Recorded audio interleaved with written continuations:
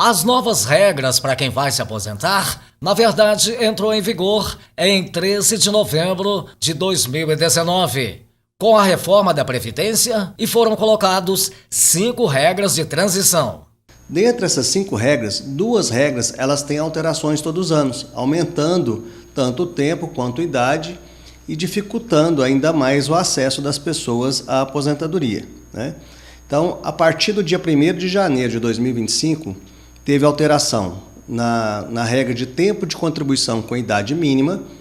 A partir de agora, o homem tem que ter no mínimo 64 de idade e 35 de contribuição para entrar nessa regra, e a mulher 59 anos de idade e 30 anos de contribuição para entrar nessa regra. Isso não impede da outra regra, que é a regra da aposentadoria por idade. Essa não teve alteração, que é só a idade mais a carência mínima, que são 15 anos.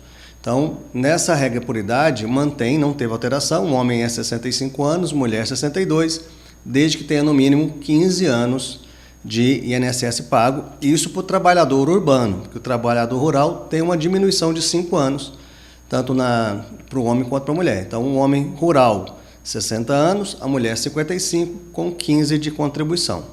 Uma outra regra que teve alteração, que teve aumento, que é a regra de pontos. Então, a partir do dia 1º agora, o homem tem que ter no mínimo 102 pontos e a mulher 92 pontos. Como é que é feito esse cálculo de pontos? O homem tem que ter no mínimo 35 anos de contribuição, que somados com a idade tem que dar 102 pontos. E a mulher no mínimo 30 anos de contribuição, somados com a idade, tem que dar 92 pontos. Quando falamos em soma de pontos para a aposentadoria, tudo parece um pouco confuso. Mas na prática é o seguinte. Na prática é o seguinte, essas regras ela vêm com o intuito de forçar as pessoas a trabalharem por mais tempo e contribuírem por mais tempo e ficarem aposentadas por menos tempo. Esse é o intuito do governo desde a época da reforma da Previdência. Colocar mais dinheiro em caixa e pagar menos a população, né? Pelos benefícios, a gente chama de benefícios programáveis, que são as aposentadorias por idade, por tempo de contribuição. Então, nessa regra de pontos, hoje vai ficar quase que inviável você entrar nessa regra, porque as outras regras você vai conseguir preencher os requisitos antes. Agora, para quem, por exemplo, já estava com o processo de aposentadoria e já com essa expectativa de logo na virada do ano ele fosse aposentar, o que vai acontecer?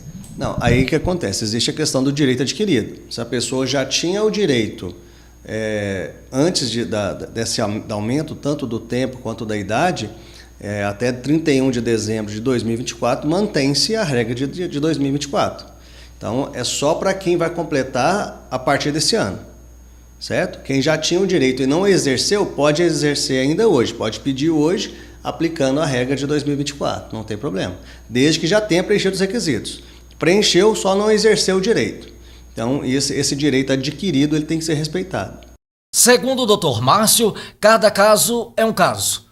Tudo tem que passar por uma análise para saber em qual situação o aposentado vai encaixar. Então vamos analisar quanto tempo de contribuição que ele tem, qual que é a idade dele, se existe tempo especial para ser averbado ou não, reconhecido e averbado, se tem tempo rural para ser reconhecido e averbado, entre outros. Então fez a análise, vamos supor que nós apuramos lá que é um homem, por exemplo, que tem 62 anos de idade e 37 anos de contribuição. Aí eu vou analisar qual que é a regra de transição que ele vai encaixar. Então, pode ser que ele entre na regra do adicional de 100%, pode ser que ele entre na regra do adicional de 50%, pode ser que ele não entre em nenhuma regra por enquanto e a regra mais próxima seja só a por idade mesmo aos 65 anos. Então, cada caso é um caso e tem que ser analisado caso a caso. Porque a regra que aplica para mim, que talvez que seja mais favorável para mim, não seja mais favorável para você. Porque nós temos diferenças de idade, diferenças de tempo de contribuição. Então, tem que fazer essa análise, a gente chama isso até de planejamento. Nós temos que fazer esse planejamento previdenciário para saber qual que é a regra mais favorável, qual que vai dar um retorno financeiro melhor, para a pessoa já ir se programando e conseguir se aposentar da melhor forma possível.